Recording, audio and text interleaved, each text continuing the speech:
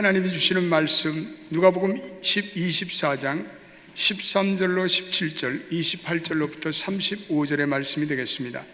13절로부터 17절을 읽고 28절로 35절을 계속 읽어보겠습니다. 그날에 그들 중 둘이 예루살렘에서 25리 되는 엠마오라 하는 마을로 가면서 이 모든 된 일을 서로 이야기하더라. 그들이 서로 이야기하며 문의할 때 예수께서 가까이 이르러 그들과 동행하시나 그들의 눈이 가리워져 그인 줄 알아보지 못하거늘 예수께서 이르시되 너희가 길 가면서 서로 주고받는 하는 이야기가 무엇이냐 하시니 두 사람이 슬픈 빛을 띠고 머물러 서더라.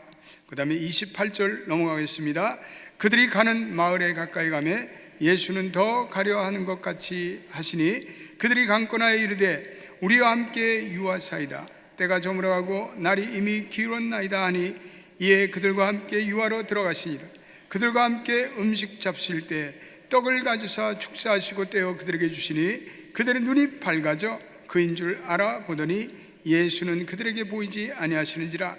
그들이 서로 말하되 길에서 우리에게 말씀하시고 우리에게 성경을 풀어주실 때 우리 속에서 마음이 뜨겁지 아니하더냐 하고 곧 그때로 일어나 예루살렘에 돌아가 보니 11 제자 및 그들과 함께한 자들이 모여 있어 말하기를 주께서 과연 살아나시고 시몬에게 보이셨도다 하는지라. 두 사람도 길에서 된 일과 예수께서 떡을 떼심으로 자기들에게 알려주신 것을 말하더라. 아멘. 우리 비전 예배 한번 인사를 해봐야 돼. 비전 예배 한번 손들어 보세요. 비전 예배 할렐루야. 오늘 많이 나오셨네요. 예, 정말 잘 오셨습니다. 부활의 은혜가 여러분들에게 함께 하시길 바랍니다. 어느 중소기업을 경영하던 사장님이 열심히 해서 사업을 뛰셨어요. 근데 한때는 그 기업이 대단히 승승장구하고 성공하였습니다. 자랑스러운 중소기업인 상도 받았습니다. 그런데 납품을 하던 큰 회사가 사업이 갑자기 하루아침에 도산했습니다. 그랬더니 그 사업이 곤두박질 치기를 시작했습니다. 점점 악화되는 채무구조를 도저히 막을 길이 없었습니다. 그래서 마침내 회사가 은행 채무를 막을 길이 없어서 막지를 못했습니다. 이제는 그 사장이 허탈해졌습니다. 그리고 직원들에게 이렇게 말하였습니다. 여러분, 저는 사장으로서 최선을 다했지만 이제는 모든 것이 끝장이 나버렸습니다. 여러분, 이 세상에 가장 가혹한 말이 끝이 나버렸다는 거예요. 끝장이 나버렸습니다. 여러분, 이 말은 희망이 없다는 말이에요. 더 이상 희망이 없다는 말입니다. 이제는 절망적이라는 그런 암시가 담겨져 있습니다. 예전에 제가 목회지에서 어느 여자 집사님이 어느 날 전화를 주셨어요. 근데 목소리가 너무 힘이 빠져 있어요. 그런 낙심된 목소리입니다. 저에게 말을 할까 말까 계속 망설였습니다. 그러다가 눈물을 터뜨리며 마침내 말을 이어가셨습니다. 목사님, 모든 것이 끝장이 났습니다. 아니, 모든 것이 끝장이 났다고요? 무슨 말을 하세요? 왜 그런 말을 했습니까? 이제 제가 짐을 쌌습니다. 더 이상 남편과 살 수가 없습니다. 오늘도 하루 종일 남편과 싸웠습니다. 이제는 지쳤습니다. 이제는 끝장이 났습니다. 끝장이 났습니다. 여러분, 이 같은 말보다 더 절망의 표현이 있을까요? 그래도 전에는 희망이 남아 있었습니다.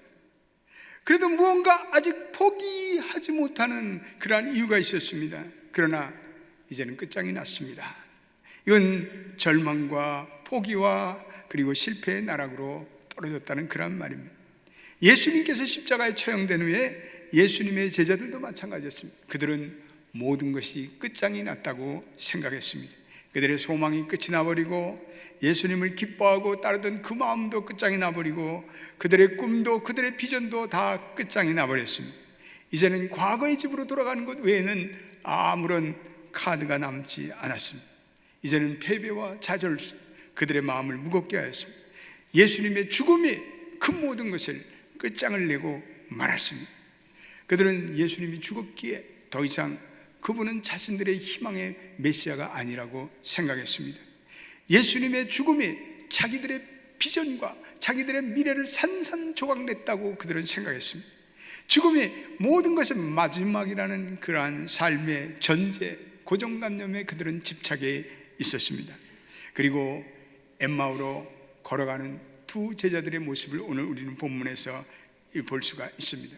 그런데 이 엠마오로 가는 두 제자가 절망과 낙담과 그리고 혼돈과 패배 속에서 터벅터벅 힘없이 그들의 엠마오라는 동네로 그들이 낙향하고 있었습니다. 그런데 바로 그때 돌연 부활의 주님이 그들에게 나타나셨습니다. 그리고 그들과 함께 걷기 시작했습니다. 여러분, 함께 걷는다는 것은 참 유쾌하고 아름다운 일이죠. 아침 산책에 나가서 함께 걸으며 이야기를 나눈다는 것, 이건 참 매력적인 일입니다.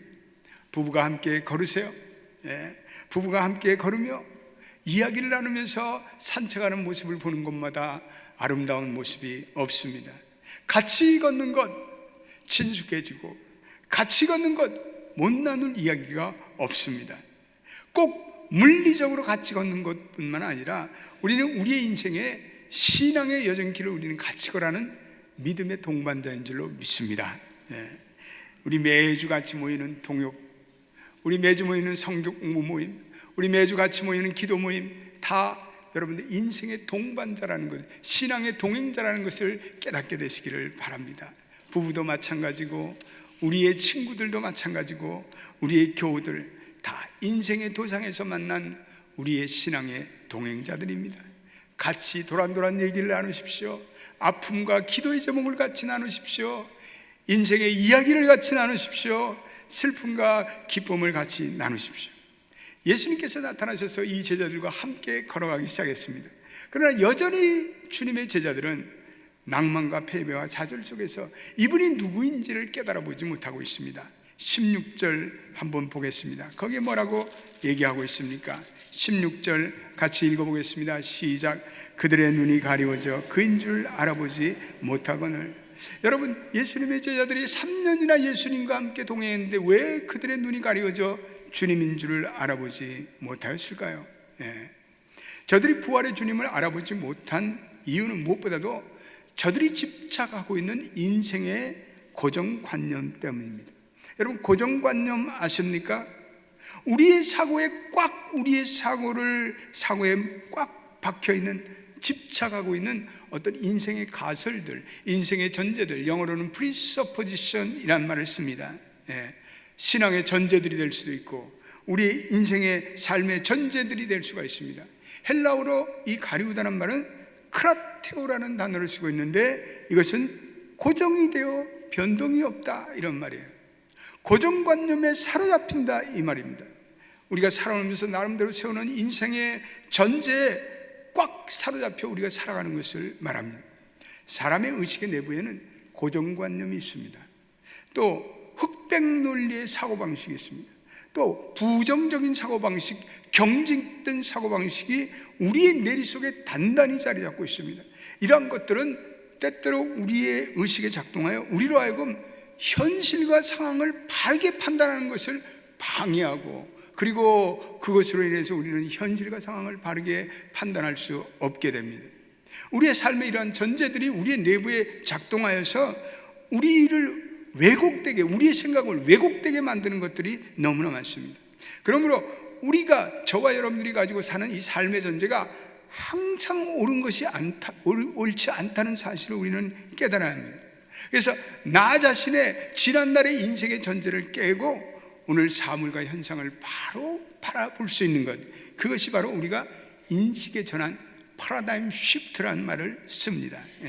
우리가 보통 회심이라고 하죠. 오늘 우리 이정규 성도님께서 지난 세월 동안에 하나님을 알지도 못하고 그래서 미국에 와서 이렇게 하나님을 체험한 그런 것, 이거 컨버전 익스피리언스, 회심의 전환이라고 합니다. 과거에는 내가 주인이 돼서 내가 인생을 다스리는 전제를 깨고 이제는 살아계신 하나님, 부활의 주님을 만나 그 부활의 주님, 살아계신 하나님이 나의 인생을 다스리도록 허용하는 것, 이것을 우리가 회심이라고 하지 않습니까? 이것을 우리는 파라다임 시프트, 이건 대단한 인생의 전환이죠. 고정관념의 부서짐. 이 엠마오로 가는 두 제자가 그들의 조가비처럼 단단히 굳었던 고정관념이 그들의 머릿속에 콱 잡혀있어요. 그건 뭐냐? 죽음은 끝이다. 죽음은 끝이다. 죽어버리면 더 이상 끝이지. 어떤 의미에서 그들은 잘못된 그리스도관을 가지고 있죠. 그들의 의식에는 고난과 죽음이라는 것은 절대로 주님의 모습이 되어서는 안 된다, 그런 의식입니다. 그들에게는 적어도 메시아라는 것은 이적을 행하고, 그리고 이 로마의 정병 군대들을 다 쳐서 물리치는 개선장군과 같은 모습이 되어야 된다. 그것이 그들의 인생의 전제, 그들의 가설이에요. 털 깎는 자, 말 없는 양처럼 무력하게 죽음을 당하는 예수님을 목격했던 그들은 메시아, 예수님은 메시아로서의 자격이 없다, 이렇게 생각했습니다. 힘없이 죽음의 질서에 순복했던 그 십자가 예수가 부활한다는 것 있을 수가 없어요. impossible, 도저히 불가능하다, 그들은 생각했죠. 그것이 그러한 삶의 전제입니다. 우리도 그런 삶의 경향을 가지고 있습니다. 내가 이해하지 못하는 것은 세상에 없는 것이고 그런 건 존재하지 않다, 나는 사실이 아니다. 어떤 사람들은 그렇게 믿고 살아갑니다. 내 관심 밖에 다 밀어버립니다. 아예 모르니까 나는 생각하지도 않겠다, 그거 받아들이지도 않겠다.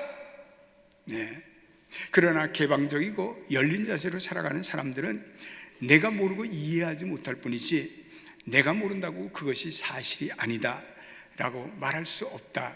헷갈리죠? 이 긍정적이며 개방적인 우리는 삶의 자세를 가져야 합니다. 그렇습니다. 우리가 이렇게 생각하는 세계라는 건 아주 좁은 거예요. 아주 협소한 거예요.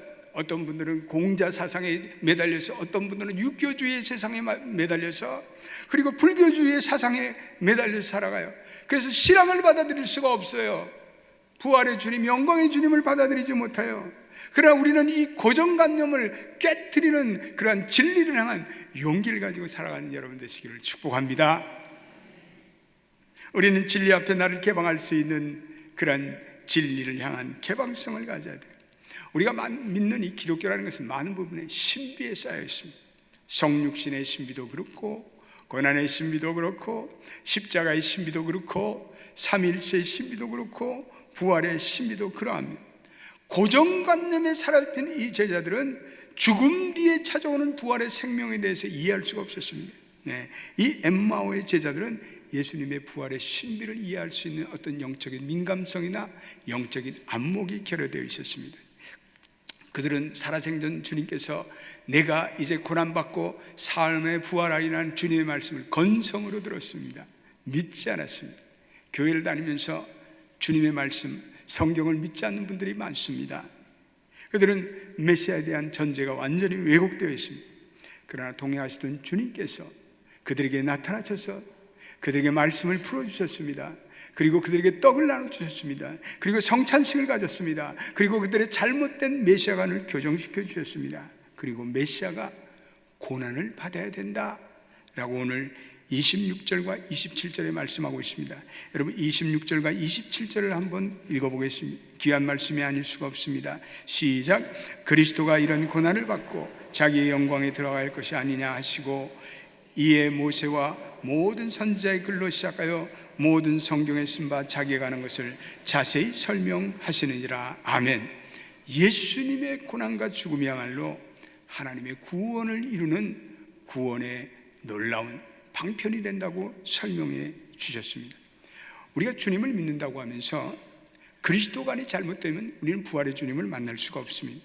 우리는 인간의 죄를 지시고 고난을 당하시는 주님을 바로 볼 수 있어야 합니다. 복음의 진수는 그분의 고난과 죽음과 그리고 십자가의 부활에 있습니다.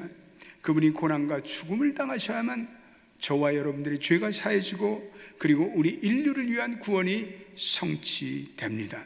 하나님의 미랄이 땅에 떨어져 죽지 않으면 하늘 그대로 있고 죽으면 많은 열매를 맺느니라. 할렐루야.